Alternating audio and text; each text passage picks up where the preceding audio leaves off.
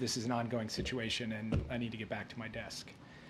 Today, Iran launched nearly 200 ballistic missiles towards targets in Israel. The United States military coordinated closely with the Israeli Defense Forces to help defend Israel against this attack. U.S. naval destroyers joined Israeli air defense units in firing interceptors to shoot down inbound missiles. President Biden and Vice President Harris monitored the attack and the response from the White House Situation Room, joined in person and remotely by their national security team. We are still working with the IDF and the authorities in Israel to assess the impact of the attack. But at this time, and I stress at this time, we do not know of any deaths in Israel. We are tracking the reported death of a Palestinian civilian in Jericho in the West Bank. We do not know of any damage to aircraft or strategic military assets in Israel. In short, based on what we know at this point, this attack appears to have been defeated and ineffective. This was first and foremost the result of the professionalism of the IDF, but in no small part because of the skilled work of the U.S. military and meticulous joint planning in anticipation of the attack. We are also aware of reports of a terrorist attack in Jaffa that took the lives of a number of Israeli civilians and wounded several others today. Our condolences go out to the families of the victims and to the family of the Palestinian civilian in Jericho. Obviously, my update here is based on early reports, and we reserve the right to amend and adjust as necessary as we gather more information. The word fog of war was invented for a situation like this. This is a fluid situation.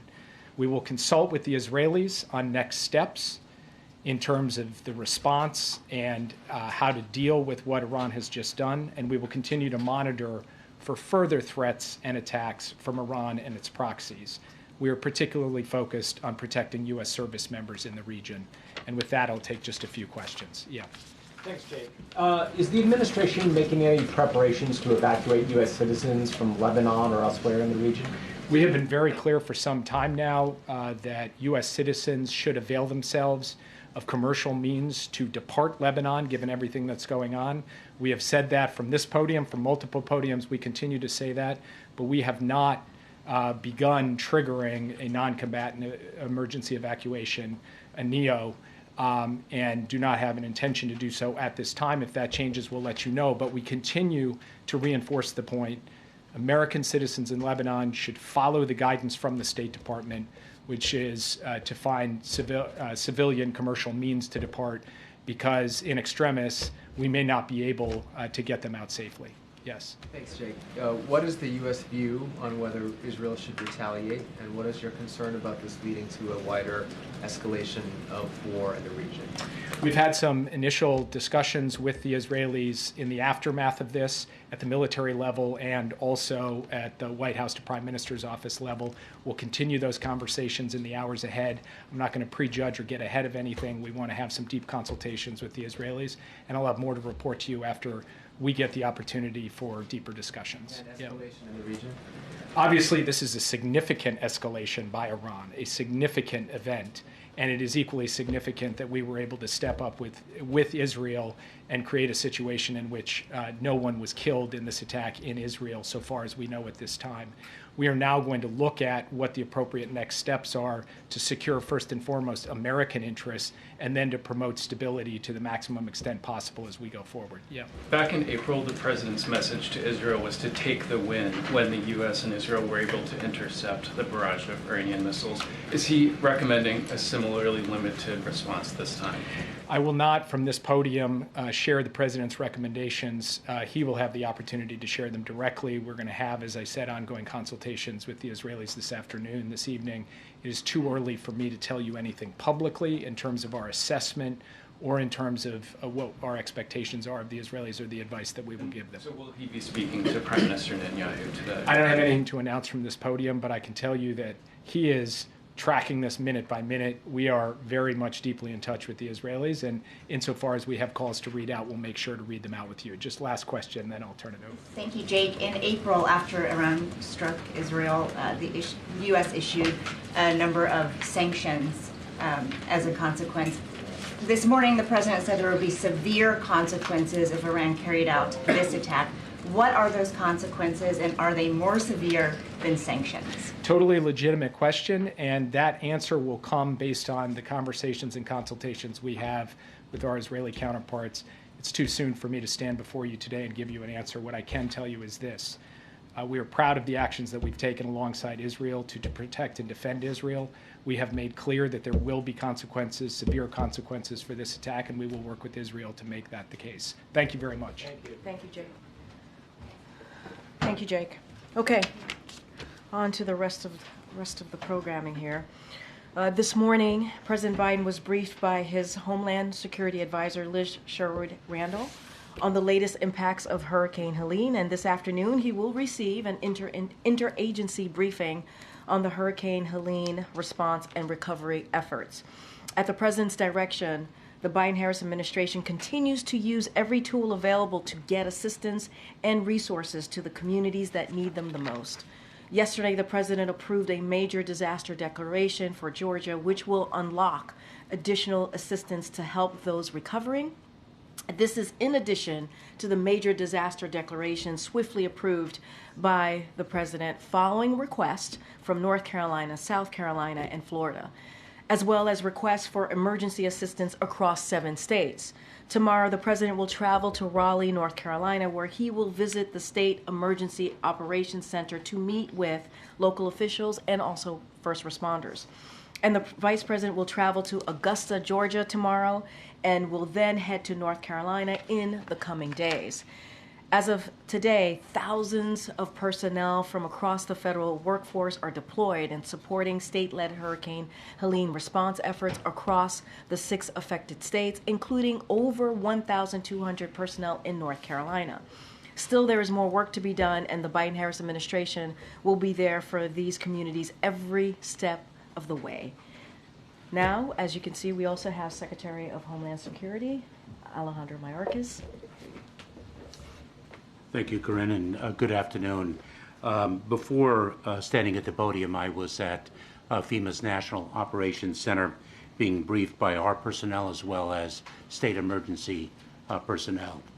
I thought it very moving and very telling that North Carolina's Emergency Management Director described Hurricane Helene as catastrophic and noted the fact that numerous towns situated along the river had virtually disappeared, had been completely destroyed. In fact, Hurricane Helene is of an historic magnitude. This many states hit this hard. The wind field of the hurricane stretched 350 miles from its center. More than 100 fatalities have been reported, hundreds and hundreds of homes and businesses destroyed. Our hearts break for those who have lost loved ones, and we pray for the swift assistance and rescue of those who are currently missing. We are in different phases of a post-hurricane environment depending on the state and the location within the state. In some areas, we are still in search and recovery, search and rescue operations. In others, we are, in fact, in the response and recovery phase. I thought I would give you some of the latest statistics based on the briefing that I received. And I should say that these numbers are, as you can all well understand, quite dynamic and fluid. They change minute by minute and hour by hour. But just as devastating as the hurricane has been, the response of federal, state, and local authorities has been extraordinary. We have more than 2,000 federal personnel dedicated to this effort. On the ground, we have more than 1,200 urban search and rescue personnel. FEMA staff deployed, over 1,200. Karine mentioned the major disaster declarations and the emergency declarations previously issued. I should note that in the 6 states most severely impacted, the emergency declarations were issued before the storm hit, and we had thousands of personnel dedicated there. We have delivered more than 2.6 million ready-to-eat meals and more than 1 million liters of water. At its peak, There were 5.1 million customers without power. We have reduced that amount, and not just the federal government in support of the state and local authorities, but working very closely with the power companies and the other utilities. We've reduced that number of customers without power by 3.8 million people. And so the operation is very, very significantly underway. We are working in support of our state and local partners. This is an all-of-government, frankly, all-of-community effort. And with that, I'll take some questions. With regards to how many were unaccounted for, yesterday Liz said about 600 were unaccounted for. Do you have an updated number on that? We do not have an update, but that work is still underway. And I know, for example, within the Department of Homeland Security, the Coast Guard has recently rescued approximately 21 people through their patrols. And there was also discussion yesterday on whether resources may have been better pre-positioned in other parts of the country. There were many assets in the Big Bend region of Florida, some in North Carolina, but should the government have pre-positioned more in the North Carolina area? Well, we actually pre-positioned our personnel, and state and local personnel were pre-positioned in all 6 of the most heavily impacted states. This is an historic hurricane. It reached not only industrial areas, but of course, as we also poignantly see, rural areas as well. Yeah, thanks, Karine.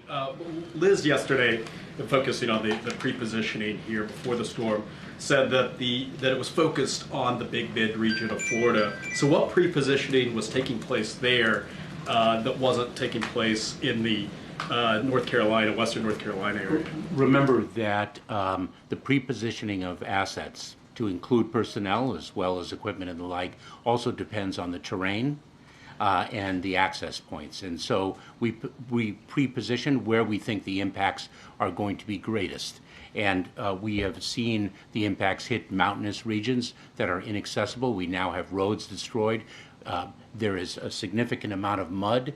We understand that people are still situated in the mud, and therefore we cannot undertake debris removal until we are assured that the search and rescue operation has been completed. We have to be very careful about the lives that still can be saved. Well, what sorts of things were done in North Carolina before the storm came? Like, what was the federal presence there, emergency-wise? I don't have the specific numbers of the personnel already situated, but we can get you that data. Thank you, Secretary. Despite all the proactive things that the federal government did and its response, the sentiment, according to my colleagues on the ground from people, is that the federal government is not doing enough to help. Where are they? Where is the help? What is your message to those people? I would say the following, that we are there and we will continue to be there, and we will reach the most difficult to access locations. We are relentless in our efforts to ensure the safety and security of all. And as Karine pointed out, we will be there for the long haul as well. And I must pay tribute to the heroic men and women, not only of the Federal Emergency Management Administration, but throughout the federal government and throughout the state and local enterprise. Thank you, Secretary, for talking about electric power. I'm curious about the status of cell phone service, as the Associated Press is hearing reports that people are having a tough time using their cell phones, being able to make calls, even reach you. Yes. What are you doing, and what is the status of that right now? In fact, communication has been difficult in a number of areas, if not impossible. A great deal of infrastructure has been demolished. We are working with the private communications companies as well as the FCC to ensure that we can rebuild communication towers. We have, for example, deployed 50 Starlink satellite systems to help with the reconstruction of that infrastructure. You mentioned that there are roads that have been destroyed. There are places that are so hard hit that it's hard to get to them right now. The President mentioned land bridges yesterday and working with the Defense Department. Can you talk about what the effort is right now to get to some of those hard hit areas and what the timeline is looking like to reach the people that are in need there right now? So this is at the President and Vice President's direction, an all-of-government effort. So it's not only by land, but we have deployed air assets. The Department of Defense has been of extraordinary assistance. I don't recall exactly the number of Army Corps of Engineers that have been deployed. I think it's close to 6,000. So it's an all-of-government effort to reach individuals, not just by land, but by air as well. And how quickly do you anticipate getting to some of those areas that have been cut off because of the roads being flooded? As quickly as we can. Start wrapping up. Go ahead, Joe. Thank you, Karine. Mr. Secretary, do you have a sense of how much money it's going to cost, A, to do this relief effort, and B, to do the rebuild effort once we get there, and how much of that will be covered by insurance companies, and how much will be covered by the government? So this is a multi-billion-dollar undertaking. In terms of the search and rescue and the response, I should note that we already have approved approximately $1.7 million in individual assistance that individuals will be able to access. I believe it'll be as early as tomorrow. It is a direct deposit into their accounts. But the rebuilding is something that is not for today, but that is going to be extraordinarily costly, and it's going to be a multi-year enterprise. Thank you, Attorney. Thank you, Mr. Secretary. Two questions. First, about the President's decision to go to Raleigh. Can you give us a little bit of a breakdown as to why he's going to that location and what he will see, and whether or not he'll be able to see any of the harder hit areas in the western part of the state? So the decision of where to go and when to go is a decision that must be calibrated according to the capabilities and needs on the ground. And so the President and the Vice President have been quite deliberate to take those sensitivities into account, to work with state and local authorities and ensure that their visit is constructive and not in any way interfering with the urgency of search and rescue operations and the work underway on the ground. And so they selected the timing and location of their visits accordingly. Another question about the upcoming election. Obviously, North Carolina is a very important state. Do you have, and ballots are supposed to be going out in the coming days. Do you have any sense of how much impact the hurricane had on the ability to carry out the election and carry it out safely? Well, the state and local authorities are in charge of their respective election efforts. They have that top of mind, and we are going to be able to make sure, they are going to be able to make sure that people have the ability to exercise their fundamental right to vote. Kevin, last question. One of the issues we're hearing about in North Carolina is not just down power lines, but flooded substations. Do you have a sense of how long it will take to get those back online and what the administration can do to help remedy that? So the President, as Karine mentioned, is going to be briefed in an interagency effort. Secretary Granholm and other representatives of the Department of Energy are going to be there. It is, as am I, of course, it is a multi-phase approach. Not only do we have to bring in some additional infrastructure, but there is going to be damage and the like that it's going to take time and money to replace and reconstruct. Precise figures I don't have. All right. Thank you so much, Mr. Secretary. Thank you, Karine. Thank you all very much. Thank you. Okay.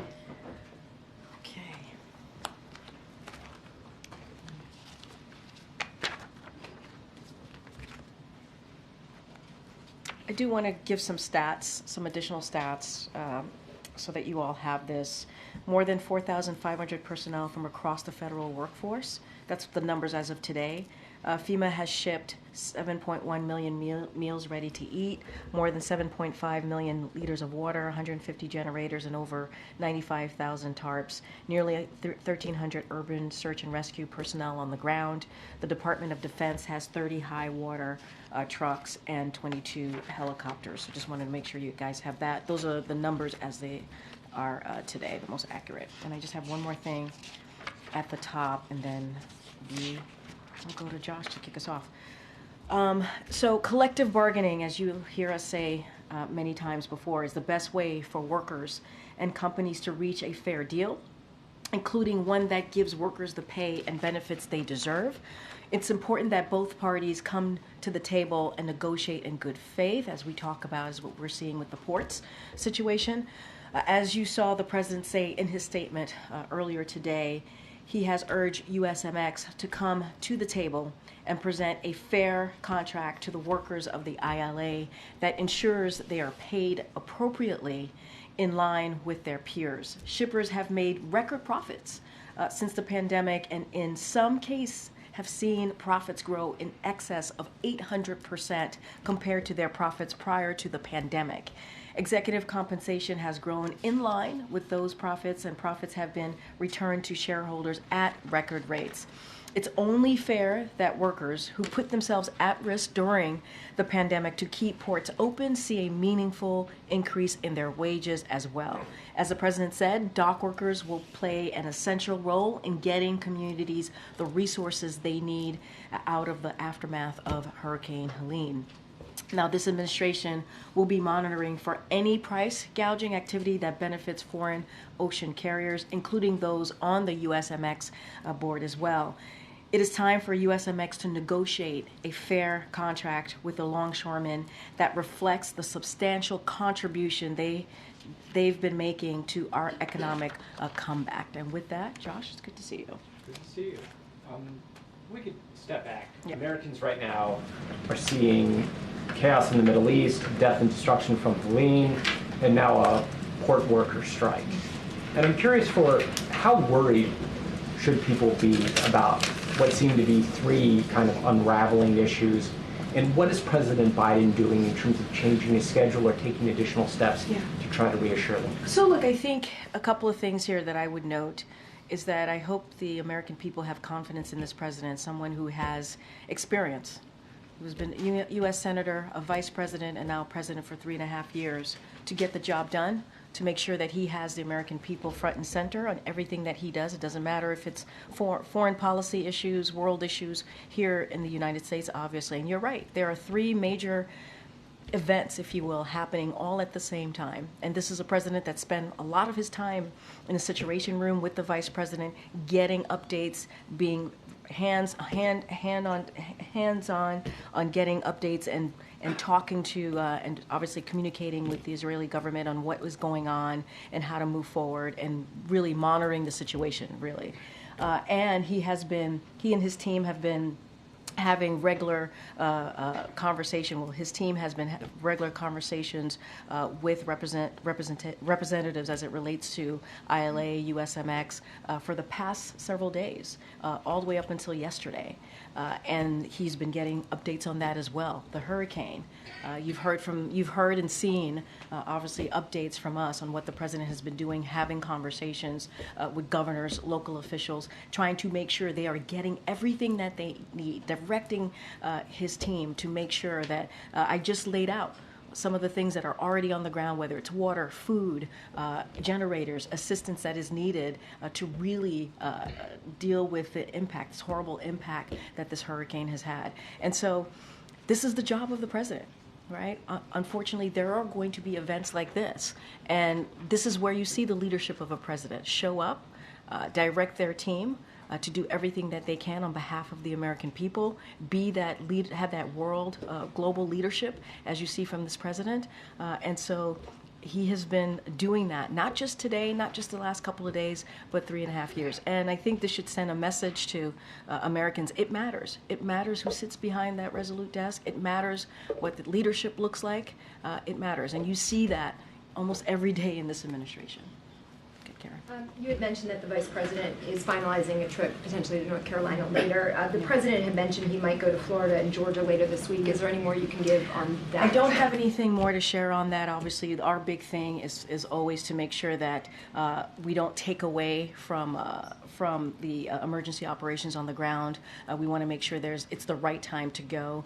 The President said he wants to do it. We're working through it. I don't have a date or time at this moment. But tomorrow he's going to go to Raleigh, North Carolina, as I mentioned. He's going to really thank the frontline workers who have been really heroic in the past several days and what they've been able to do. And he's going to also survey the impacted area. So that's what you'll see from the president. We'll certainly have more to share. He does truly want to go to Florida and Georgia to say thank you directly to frontline workers there, meet people, see folks who have been impacted by this horrible storm. storm, a historic storm, I should say, and so we'll certainly have more to share. And just a funding question. Last week, when Administrator Criswell was here, she had said that the agency had enough money to conduct life-saving measures for this disaster. Days later now, given the scope of the damage and that large number of people still unaccounted for, the Homeland Security Secretary said that there's still search and rescue operations in many places. Is there still enough money for life-saving measures for this particular disaster? So I would let FEMA speak to that directly. My understanding is I don't think anything has changed from when the FEMA administrator was here just this past Thursday. But I think what's important to note is we are going to be in touch with state and local officials to ensure that they have everything that they need in this time, in this moment, all the federal assistance, all the federal resources. We are committed to that.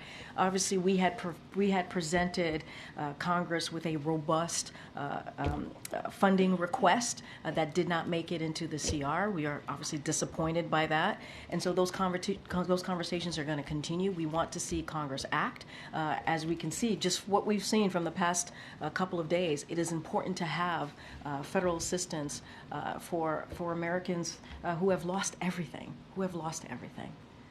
Okay, Jeff. Karine, briefly back on the topic of the Middle East. Did the United States have a heads up from Iran that this missile strike was coming? And if so, what channels, through which channels did you receive the heads up? As you know, there are conversations that we have and that are not necessarily. Here's what I can say. I'm not going to speak to private diplomatic conversation. I'm not going to get into that. What I can say is that what you saw today, what you heard from Jake Sullivan, is that we are going to continue to be there for Israel, to defend Israel. They have the right to defend themselves. What you saw today, what's happening, the developments of what you saw today, and what you heard from the President directing the Department of Defense to make sure that we assist Israel in what we, in the operation that we saw coming from Iran. You heard from us earlier today, you heard from the President, and so we're going to continue to make sure that we are there to defend Israel, and we are committed. As you heard from Jake as well, there will be consequences. This is an ongoing, developing situation, and so you will hear more from us. I'm not going to get into any intelligence or any diplomatic conversations that we have from here. Okay, Kevin. When it comes to the dock workers strike, should Americans be prepared for shortages of goods?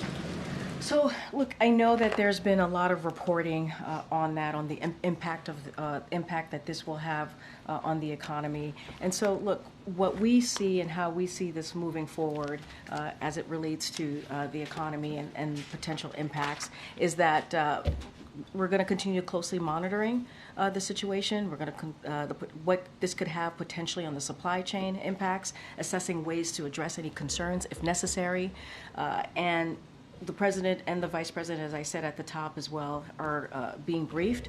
They were briefed on the agency assessments that show limited impacts on critical consumer needs at this time, including in the important areas of fuel, food, and medicine.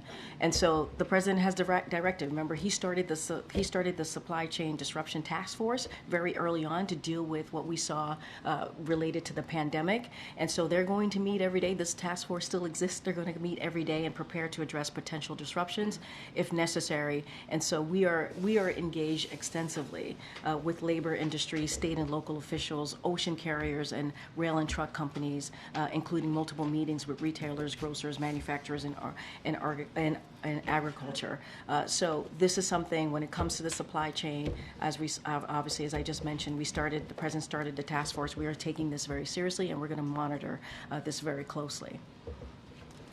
Thank you, Karine. Yesterday, when the President was asked whether he was aware of a limited ground operation into Lebanon by Israel, he said, "I'm more aware than you might know." Can you elaborate on what he meant? Did the President play a role in determining the size and scope of that ground operation? No. I mean, this is, when it comes to any military operations that Israel has, IDF, it is for them to speak to. It is for them to come to their determination of what that looks like. What we have been very clear about is that Israel has the right to defend itself against Iran backed groups, including Hezbollah, Hamas, and the Houthis, and we have always been clear about that. We understand, as I've stated, and I'll give a little bit more today, the Israelis will be conducting limited operations to destroy Hezbollah infrastructure that would be used to threaten Israeli citizens, and this is in line with Israel's right to defend itself and its citizens and safely return their civilians to their homes. So we support that right to defend themselves against Hezbollah and all of Iran-backed groups, and we've been very consistent about that, and will continue to be so. And then I know there is a lot going on, but will the president sit down and watch the vice presidential debate tonight?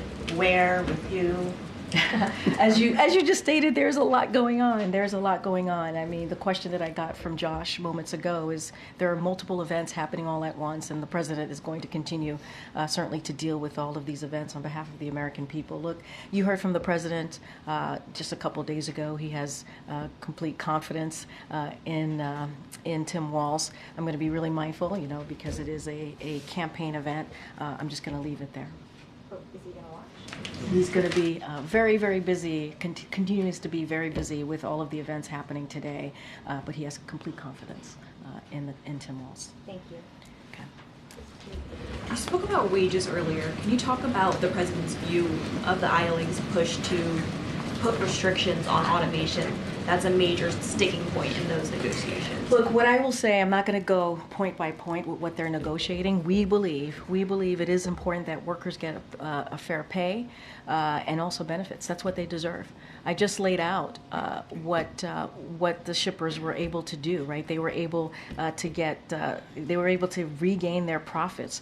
Some of it in excess of 800% since the pandemic. Right? Executive compensation has grown in line with those profits, and profits have been returned to shareholders at record rates. And so, ILA, these workers deserve to get paid what they're worth. They deserve that. They put their lives at risk during, they worked, they had to work during the pandemic to keep ports open. That was not an easy thing to do. They put themselves at risk, and so now they deserve fair wages. Yes, but anything particularly about technology? They're concerned that I hear the question. I'm not going to get into specifics here. What we believe is that they should get their fair wages and benefits, just like their peers, and so we believe that collective bargaining is the way to go. Both sides need to continue to have conversation and do that in obviously in a way that leads to a way that workers get their fair share. Just a question on tomorrow's travel. Why isn't Harris traveling with Biden, since she will be going to North Carolina, as you said, in the coming days? Well, she's going to Georgia, so the president's going to do North Carolina, South Carolina, and she's going to go to Georgia. So I think it was a way to make sure that we cover all fronts, and then she'll go to North Carolina in upcoming days. Thanks, Karine. So on the port strike, so with the rebuilding of North Carolina, South Carolina, and Georgia, isn't it a bad time to have supplies stuck at 36 ports as of right now? So how long then until the president decides he should step in this strike? So a couple of things. According to FEMA, the strike is not impacting the relief of recovery efforts at this time because supplies were pre-positioned. You heard the FEMA administrator mention this just last week. You heard that from the secretary just moments ago. So any specifics on that, obviously, I would refer you to them. Look, we have a supply chain disruptions task force. They're going to be monitoring the situation. There's a reason why the president put that together, to assess the supply chain, and so they're going to be there to work with any potential disruptions. But in your question to me about when is the president going to be involved, the president's message has been very clear. I just laid that out for one of your colleagues. We've been very clear when it comes to these types of moments here, that labor, when it comes to negotiating, there needs to be collective bargaining is incredibly important. Workers need to get their fair share. They need to get what they deserve, pay benefits, wages. It is important that happens. The president's going to continue to be regularly briefed, and we are urging USMX to come to the table to present a fair proposal to ILA. So Taft-Hartley is off the table indefinitely. I've spoken to this. This is not. We have not used Taft-Hartley, and we're not planning to. One quick one, if I could, on Iran. So Iran, obviously we saw what happened today. They've also have an active plot to assassinate one of the candidates in the U.S. election, which could be seen as a direct election interference. Is there any talk of consequences for Iran in terms of limiting their revenue, going after their oil exports? So look, you heard Jake speak to this on what there will be consequences. You heard Jake say this. This is an ongoing situation. He had to get back to his desk to make sure that he continues to monitor what's happening, occurring, having conversations with his counterparts as well in Israel. But this administration has not lifted a single sanction on Iran. We cannot forget that. Rather, we continue to increase pressure. That's what we have seen. Our extensive sanctions on Iran remain in place, and we certainly will continue to enforce them. And you heard from the National Security Advisor. You heard what he said today. But Iran's oil exports have reached record levels now. One report showing 3.2 million barrels per day, according to OPEC. That's about $90 billion a year. So when do we cut off that revenue? We have not lifted a single sanction. If anything, as I said moments ago, we increase pressure. That's what we have been doing. You'll hear more from us. Jake was very clear when he was here at the podium about consequences, and so I'm gonna let that be for now. Okay. Thanks. 6 months ago, the Vice President was in Los Angeles when Iran conducted its first wave of strikes. And the Vice President joined virtually when she joined the National Security Team for a briefing that day. Today, she's the nominee. She was in the Situation Room. I'm just wondering if you can elaborate at all about what her engagement has been like today and what it will be like in the next 48 hours as Israel plots its response. I mean, you just answered your own question. The Vice President joined the President today in the Situation Room as they were monitoring the situation, as the President was listening to his team and hearing feedback on what was happening on the ground. She was there. She was alongside him in getting that update, and she is many times has been in the room, or as you just said, has called in when it's come to really important, critical national security issues. And so that has been the way that they have worked together in the past 3.5 years, and that's the way it's going to continue as we work through what's next. Does it make any difference, though, participating virtually versus being here in person today? No, I wouldn't say there's a difference. The point is she's in the room. She's side by side with the President. She's getting an update from the National Security Team and others. That is part of his team on these important issues as we talk about foreign policy and what's going on in the world. She's part of it. She's there. She was there for a majority of the time that the President was in the Situation Room today as we were watching what was occurring, and that's going to continue. Okay. Thanks, Karine. The President walked the picket line last year with auto workers in Michigan, which is a swing state. Why not walk the picket line here? So look, I think the message has been really clear. It really has, on what the President wants to see. We've been very clear about making sure that there is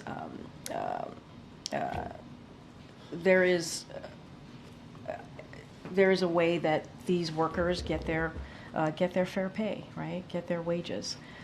And the President's team has been having these conversations, Secretaries Buttigieg and also Secretary of Department of Labor and also NSC Director Lael have been having regular communications, and we've made our message really clear on collective bargaining, how important it is, and how USMX needs to come to the table and present a fair proposal to ILA. Outside of that, I don't have anything else to share, but I think we've been loud and clear on what we want to see and what we believe the workers deserve. And has the administration been as involved in this strike as it was during the UAW strike? So let's not forget there's been multiple strikes, right, over the last 3.5 years, and we've been pretty consistent and pretty steady. The President has been called the most pro-union president in modern history, if you will. And so we have delivered our message directly to USMX. We have been very, very clear. and also the other senior officials that I listed. It's been very clear. We've delivered those message, and we have been in touch with both parties, and so we're going to continue to do that. And what we want to see is collective bargaining in the best way for the workers, to make sure they get their fair pay, to make sure they get the benefits that they deserve. During the pandemic, they did the hard work. They put their lives at risk to make sure that the ports were open. And let's not forget, these executives have made record profits. And so these workers deserve an increase as well. And quickly on the Middle East, if I may, is the U.S., bottom line, is the U.S. urging Israel to measure its response? What I will say is what Jake Sullivan said to you all just moments ago. We're going to continue the conversations. We're going to, there will be consequences. We're going to continue to be there for Israel, help Israel defend itself. That, when it comes to Israel's security, that continues to be ironclad. I don't have anything else to share beyond that. Thank you. Just turning back to the strike for a minute, I wanted to get a sense. You mentioned the president calls himself the most pro-union president. Not just him. Not just him. Yeah, union members. Yeah. But could you expand a little bit on his relationship with Harold Daggett, the head of the union, and also the vice president's relationship with him? So I don't have anything to read out on their relationship or private conversations. What I can say is you have heard me say multiple times, his senior officials, White House senior officials, have been in touch with both parties, and we are urging USMX to come to the table with a fair proposal. We cannot say this enough. We believe that these workers deserve a fair pay, they deserve benefits, and that meets the level of their peers.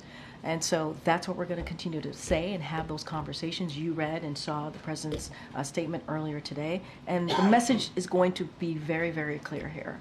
And those conversations are continuing. I don't have a relationship to speak to. I don't have any preview to speak of at this time. Can you say that they have actually spoken to each other, though? I know I'm saying I don't have anything to read out. I don't have anything for you at this time. Okay. And then just sort of related to that, you sort of made a very clear point that in the sort of immediate days here, many experts say there isn't an immediate impact that consumers will feel. But that, as you know, Harold Daggett has pointed out himself, after 1 week, 2 weeks, 3 weeks, that dynamic would change significantly. And can you say anything about how long the president is willing to wait?